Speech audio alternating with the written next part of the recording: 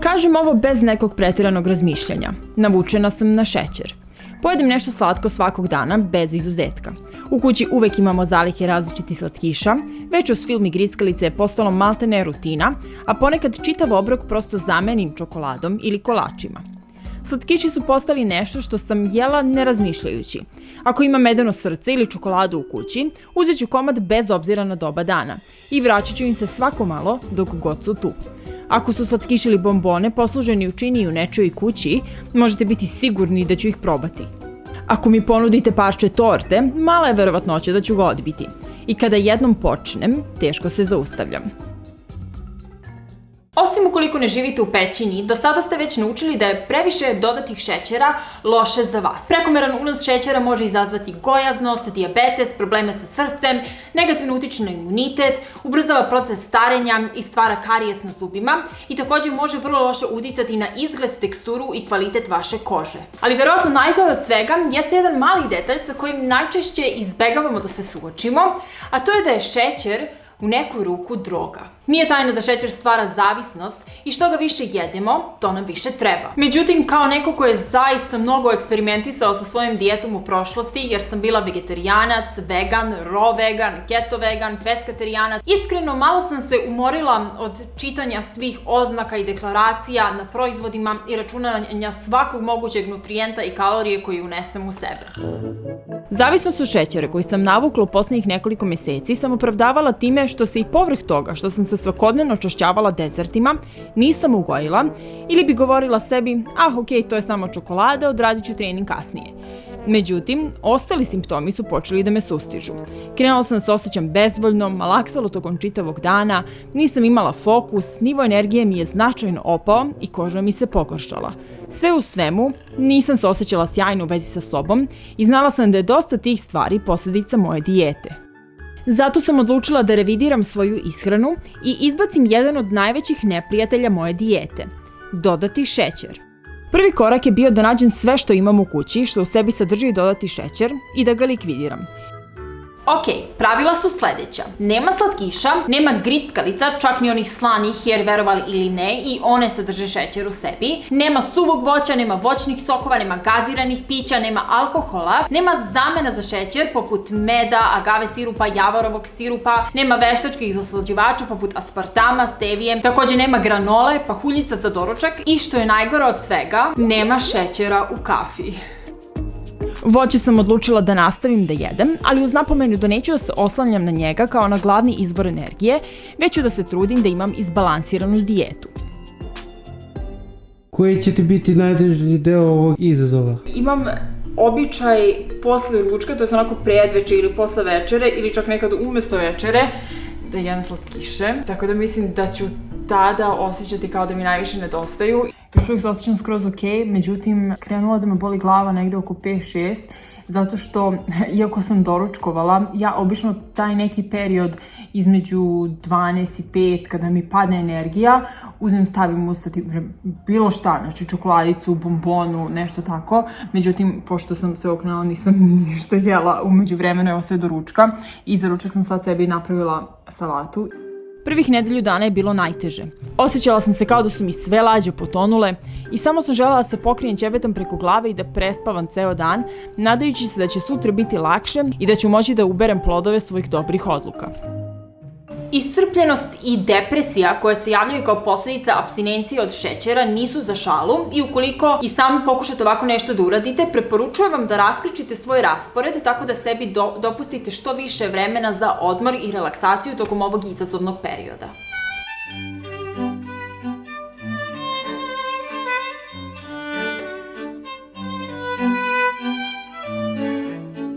Ono što sam morala da uradim jeste da izbalansiram svoju dijetu. Krenula sam da kuvam zdravije obroke sa više zeleniša, da spremam salatu uz svaki ručak, ali i da jedem više. Sve te kalorije koje sam ranije unosila kroz čokoladice i usputne grickalice, sada sam morala da nadomestim na drugi način.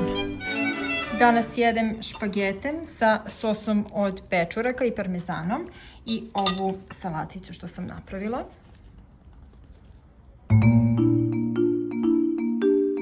Preporučen dnevni unos šećera je 25 grama, što je ekvivalent za oko 100 kalorija koje treba da dođu iz šećera. Ovo se prilično brzo nakupi. Naprimer, neki od mojih omiljenih slatkiša imaju u sebi daleko više nego što je preporučen dnevni unos i to samo u jednoj porciji. Da li ovo znači da u potpunosti treba da eliminišemo sav šećer iz ishrane? Naravno da ne, samo treba da budemo pažljivi. Glavna caka jeste u tome da izbegavate obrađenu hranu i da svoju dijetu zasnivate na prirodnim celovitim nutrijentima koji dolaze iz svežih namirnica. Možete sebi dozvoliti fleksibilnost te imati dane sa visokim unosom šećera, propraćene danima sa niskim unosom šećera, međutim ono što je bitno da se to na recimo nekom nedeljnom nivou izbalansira tako da ste u proseku unosili 25 grama šećera dnevno.